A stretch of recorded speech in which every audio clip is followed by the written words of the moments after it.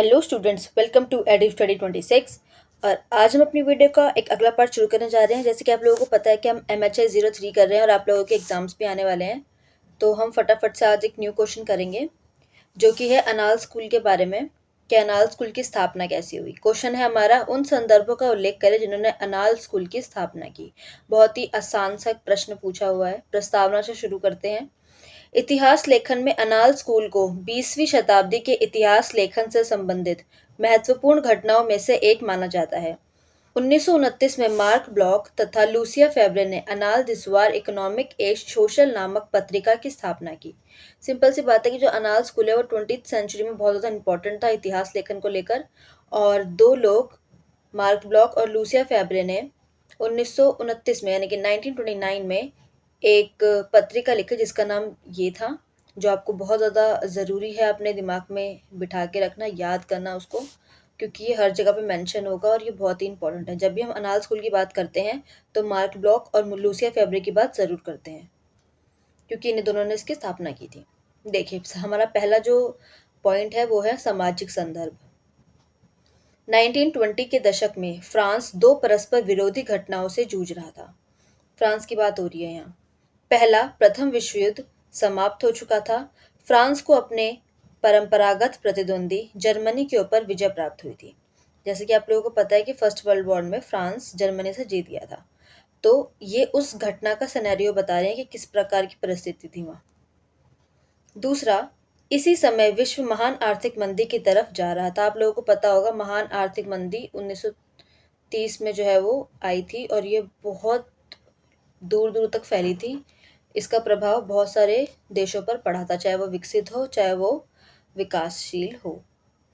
देखिए, सारी दुनिया की अर्थव्यवस्था को यह मंदी अपनी चपेट में ले रही थी, वह फ्रांस भी उसी में से था।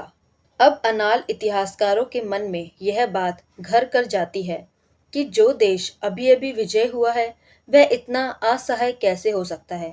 इसी इतिहास लेखन के आत्मनवीकरण का यह सामाजिक संदर्भ था जिसे अनाल दिसवार इकोनॉमिक के सोशल ने रेखांकित किया। यानी कि जो अनाल स्कूल के इतिहासकार थे, उन्होंने ये बात को समझा कि सामाजिक जो संदर्भ होता है या जो सामाजिक मिरर होता है, जो रिफ्लेक्शन होती है उसकी, वो इतनी भी खराब नहीं हो सकती कि फ्रांस जीतने के बावजूद भी इतना असहाय हो गया है। ठीक है, यानी कि फ्रांस के पास तो पावर होनी चाहिए। अब अगर कोई देश जीतता है तो उसके पास पावर होती है। नेक्स्ट पॉइंट है हमारा बौद्धिक संदर्भ। इसका एक बौद्धिक संदर्भ भी था। इस समय तक अनेक विषयों ने जन्म ले रखा था जिसमें सामाजिक और सांस्कृतिक, मानव विज्ञान, मानव भूगोल और मनोविज्ञान थे। उस समय इतिहास को उपहास यानी कि मजाक के रूप में देखा जाता था। अगर इतिहास का अध्ययन होता भी था तो शासक वर्ग व उसके परिवार से जुड़ी लड़ाइयों के बारे में होता था। यानी कि अनाल स्कूल की स्थापना से पहले इतिहास को ना एक मजाक के रूप में देखा जाता था। इसको कोई सीरियस टॉपिक नहीं माना जाता था। बस राजाओं के बारे में बता दिया, फाइट्स के बारे में बता दिया। और आज भी बहुत सारे लोगों की ऐसे ही मेंटालिटी है। अगर कोई बोलता है ना कि इतिहास का विद्यार्थी हूँ मैं, तो सीधा बोलते हैं, अरे यार तुम क्यों इतनी डेट्स याद रखते हो, कौन इतनी डेट्स याद रखता है। बट उन लोगों को ये नहीं पता कि डेट्स के अलावा भी बहुत सारी चीज़ें जो हमें इतिहास या फिर सामाजिक विज्ञान जैसे सब्जेक्ट से जानने को मिलती हैं। थर्ड पॉइंट है हमारा इतिहास के स्रोतों पर सवाल। इतिहास के स्रोतों के इस्तेमाल को लेकर भी सवाल था। इतिहासकार अभिलेखागारों को एक पवित्र स्थान मानते थे। वे किसी भी वक्तव्य को या उसके साक्ष्यों को अभिलेखागारों में रखी फाइलों में देखते थे। उनमें अगर वर्णन नहीं है तो वह इतिहास नहीं माना जाता था।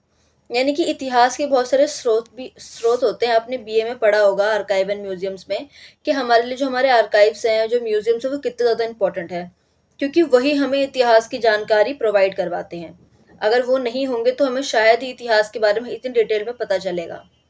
ठीक है। फोर्थ पॉइंट है हमारा अनाल की स्थापना। ये बहुत इंपॉर्टेंट पॉइंट है क्योंकि इसके अंदर ही हम देखेंगे कि अनाल स्कूल की स्थापना किस प्रकार से हुई। देखिए, दो दोस्त मार्क ब्लॉक तथा लूसिया फेब्रे ने इस तरह से इतिहास पढ़ने व समझने से परेशान होकर 1929 में एक पत्रिका अनाल दिसवार इकोनॉमिक ए सोशल का प्रकाशन शुरू किया। शुरू में इस पत्रिका ने समकालीन सरोकारों से जुड़े मुद्दों पर अपना ध्यान केंद्रित रखा ताकि पैदा हो रहे संकट की जड़ों तक जा सके। तेजी से समय के साथ इसने मध्यकालीन और प्रारंभिक आधुनिक इतिहास पर अपना ध्यान केंद्रित किया। यह कहते थे कि अपने विषय में गंभीरता के साथ जुड़े होने के साथ साथ दूसरे विषयों का भी साथ देना चाहिए और अंतर विषयक अनुसंधान से अनेक फायदे होंगे जिससे समग्र इतिहास का निर्माण किया जा सकता है। सिंपल सी बात है लास्ट वाली लाइन में कि इन्होंने बोला है कि अपने विषयों के साथ साथ दूसरे विषयों पर भी ध्यान देना चाहिए। इससे क्या होता है, हमें पैरेलल होके चलते हैं, हमें हर चीज़ के बारे में पता रहता है। अब आप देखेंगे, अगर आपने गौर किया होगा कभी, तो अगर आप पॉलिटिकल साइंस पढ़ते हैं, इतिहास पढ़ते हैं या फिर आप कोई भी सब्जेक्ट पढ़ते हैं जो सोशल साइंस का सब्जेक्ट है, सब इंटरकनेक्टेड है एक दूसरे से। ठीक है, क्योंकि मैं हमेशा कहती हूँ history is a mother of the all subjects. तो हिस्ट्री हर चीज़ में है। करंट अफेयर भी कल को जाके हिस्ट्री ही हो जाएंगे। तो आपको ये चीज़ देखनी है कि आप किस प्रकार से समकालीन चीज़ों को नोटिस कर सकते हैं, किस प्रकार से आप उन तथ्यों को नोटिस कर सकते हैं जो साथ साथ चल रहे हैं। ठीक है, तो यही एक इतिहासकार की मेंटेलिटी। और आपको एमएचआर 03 में या फिर मास्टर्स में यही सिखाया जाता है कि आप एक अच्छा इतिहासकार कैसे बन सकते हैं। समग्र इतिहास जिसे अनाल तैयार करना चाहते थे वह सच्चा इतिहास था, जिसका अर्थ था इस विषय को विस्तार देना जिससे अतीत के किसी भी हिस्से या पहलू का अध्ययन बाहर न रह जाए। इसके फलस्वरूप इतिहासकारों के अन्वेषण के लिए नए नए विषयों के द्वार खुले। खुद मार्क ब्लॉक ने अपनी पुस्तक द फ्यूडल सोसाइटी 1936 सामंतवाद के आचलन के संदर्भ में सभी पहलुओं पर ध्यान देकर अध्ययन का समग्र और विशाल ढांचा तैयार किया। दूसरी तरफ लूसिया फेब्रे भावनाओं और विश्वासों के क्षेत्र में अधिक से अधिक शोध करने के लिए उत्सुक थे। अपनी पुस्तक the problem of unbelief in the 16th century the reason of rebels 1942 में उन्होंने फ्रांसुआ रेबेलाइज नामक एक केंद्रीय चरित्र को लिया जो ईसाई धर्म का कटु आलोचक था तथा जिसमें उसकी आस्था नहीं थी। इस प्रकार अब इतिहास धीरे धीरे समाज विज्ञान का हिस्सा बनता जा रहा था। इस तरह से इतिहासकारों के लिए यह एक प्रकार का नियंत्रण था कि वे अन्य विषयों का भी अध्ययन करें ताकि वे एक समग्र इतिहास पर ध्यान केंद्रित कर सकें। इसका परिणाम यह हुआ कि इतिहास और अर्थशास्त्र का विलय हुआ और एक आर्थिक इतिहास का जन्म हुआ। अर्नेस्ट लेबर्स ने the crisis of the French economy at the end of the ancient रेमेन and the beginning of the revolution 1942 में इतिहास की ऐसी दीर्घकालिक प्रवृत्तियों को ढूंढने का प्रयास किया जो आर्थिक और सामाजिक परिवर्तन को समझने और भविष्य का अनुभव लगाने में मदद कर सके।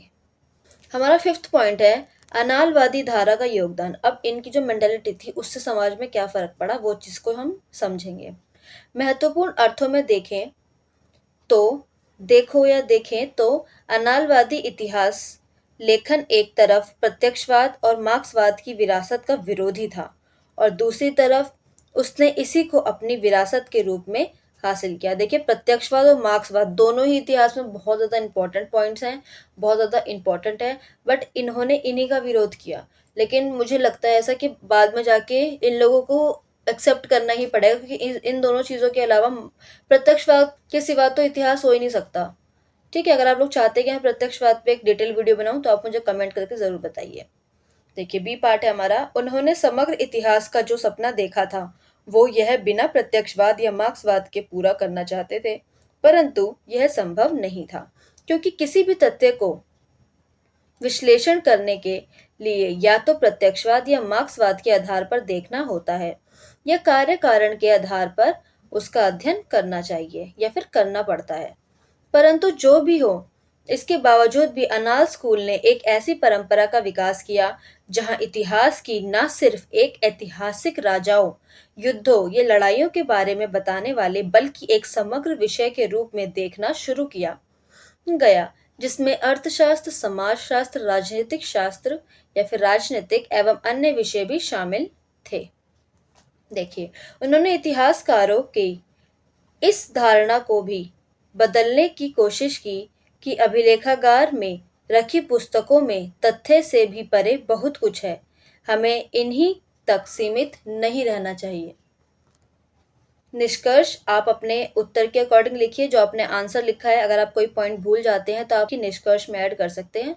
ठीक है, निष्कर्ष लिखना बहुत ही आसान होता है और मुझे पता है आप मास्टर्स के बच्चे हैं तो निष्कर्ष तो आप लिखेंगे ही। मुझे ये बताने की ज़रूरत नहीं है कि निष्कर्ष लिखना कितना ज़रूरी होता है। तो आई होप कि आप लोगों को वीडियो अच्छी लगी है मेरी, और अगर आप लोगों को कोई भी डाउट है तो आप मुझे कमेंट कीजिए, और किसी प्रकार की परेशानी है तो आप मुझे मेल कर सकते हैं मेरी मेल आईडी पर। Thank you so much. मेरे चैनल को सब्सक्राइब करें। मेरे आने वाले वीडियो की नोटिफिकेशन पाने के लिए बेल आइकन को प्रेस ज़रूर कर दें ताकि आप कोई भी वीडियो को मिस ना करें। ऑल द वेरी बेस्ट आपके एग्जाम्स के लिए, और थैंक यू सो मच इतना सारा प्यार देने के लिए। मैं अपनी हर वीडियो में आप लोगों को बहुत ज़्यादा थैंक यू बोल रही हूँ क्योंकि आप लोग बहुत प्यार दे रहे हैं, उसके लिए बहुत बहुत शुक्रिया। मेरे चैनल को सब्सक्राइब करें। मिलते हैं नेक्स्ट वीडियो में।